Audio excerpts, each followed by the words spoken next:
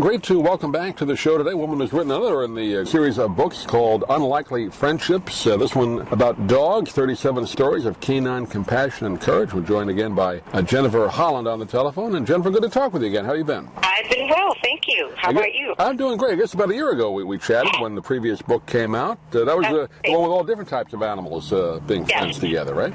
Yep, I've got a whole series there's 4 of them now. It just keeps on coming. Well, I love dogs. I'm a dog lover, as many millions are out there, and this is a great book again of different types of species of dogs being friends with other types of species. It's kind of interesting. Yeah, it's been really fun. I'm also a big dog fan, of course, and the more I investigated these stories, the more I realized that dogs, they're so prominent in our lives, and also in these cases of animals crossing species lines and doing courageous things, all the amazing things that animals can do.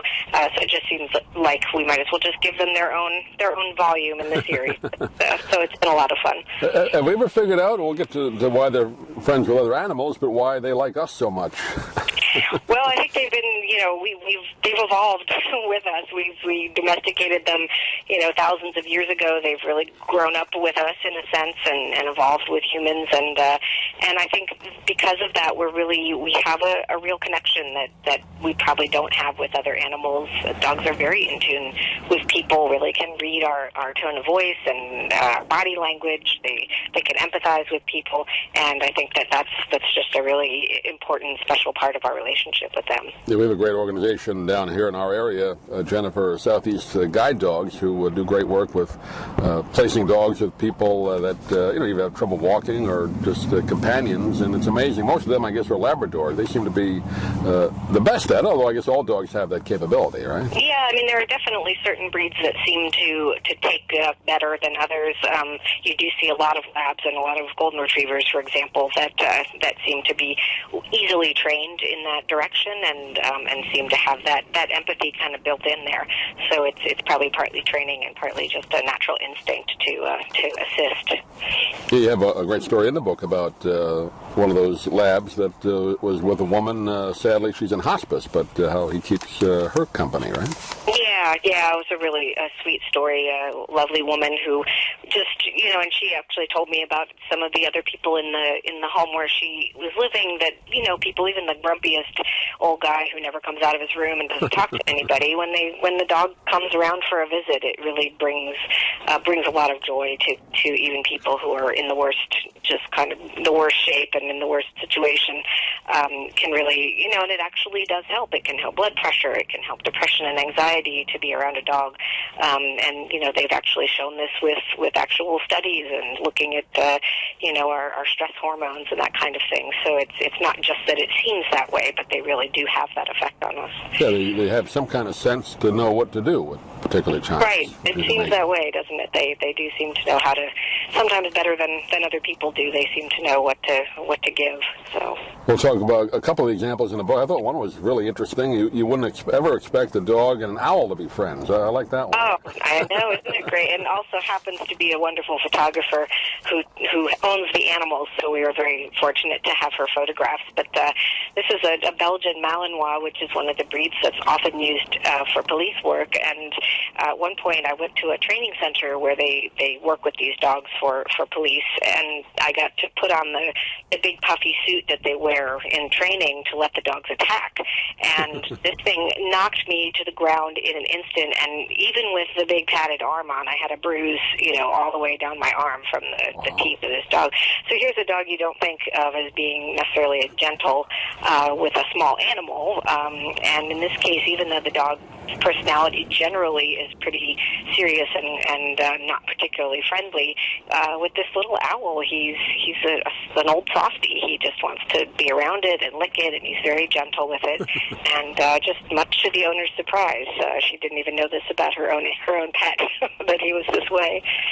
I would think the owl would be wary of the dog, but in these pictures it looks like the owl goes and snuggles up with it, right? Yeah, it's I think that they were introduced gently and carefully just to make sure, but it seems that the owl feels no fear. The dog's never given the owl a reason to be afraid, so it's really quite remarkable. Now, I guess people must write you or call you and tell you these interesting relationships, or is that how it works? And then you send out photographers, or how do you get some of these stories? So I get them. We don't necessarily have professional photographers do these. I'll look for photographs first, and then I will backtrack from there and research. Try to reach the people that either the photographer or whoever owns the animals to see, is there a story behind this picture, or is this just a cute moment that you happen to capture? And then I stay in contact with a lot of animal facilities, wildlife facilities, and zoos, and then I do also hear from people, especially when I'm out on tour or giving a talk and that kind of thing. Everybody's got a story. Everyone knows someone with a dog that had some interesting relationship, and every once in a while those actually do pan out to be something that end up in one of the books. Oh, another one I liked was the dog and the elephant. If you think of another situation, you think the dog will be afraid of the elephant, but they're friends. Yeah, kind of a classic story now of these two that met on it's an elephant sanctuary, and the elephant and stray dog started hanging out together and really became a phenomenon. I mean, everybody was aware of this pairing and came to see them, and at one point the dog was ill and had been taken in to recover, and the elephant was distraught. I mean, it was waiting around outside the building where they were keeping the dog, sort of almost sitting vigil, waiting to make sure that his friend was okay. So it's pretty amazing what they'll do. And elephants take care of each other, right? They're very familial, right? Yes, very, very much so. Yeah. Very, very social. And we're learning more and more about animals like elephants and how intelligent and how incredible their memories are, and this idea of empathy, which is something that for a long time we thought was really just a human thing. This ability to really read what others feel and responding to that, and we definitely see that in dogs and elephants and other mammals as well. And I know as we talked today, it's Veterans Day, and again, many of these companion dogs are taking care of veterans, so that's important. That's right. That's right. They do a huge service for veterans, really, really helping people with PTSD and any other kind of really emotional problems and of course, physical problems, too. Yeah. Unlikely Friendships Dogs is the name of the book. 37 great stories in it and wonderful pictures as well. We've been talking with Jennifer S. Holland today. And Jennifer, give out your website again. People can get information on all the books. Yeah, sure. So I would recommend workman.com for the books. Also, my personal website is kind of an odd name, cuttlefishprose.com, and there people can read my other work, which I write for National Geographic and some other outlets of that sort, so some other kinds of writing there. But the book links are available. The book is wherever books are sold, I guess. Great. Well, Jennifer, pleasure talking to you again, and we'll look forward to the next volume. I'm sure you're working on something, and we'll look forward to talking then. But thanks for being with us again today. Thank you. Thanks for having me again. I'm Stan Brock. 30 years ago, I formed Remote Area Medical to help people overseas. But then we found generations of families in America isolated by poverty from the health care they need. Together, we can take dental, vision, and medical help to 1 million adults and their kids, right here at home in the United States of America.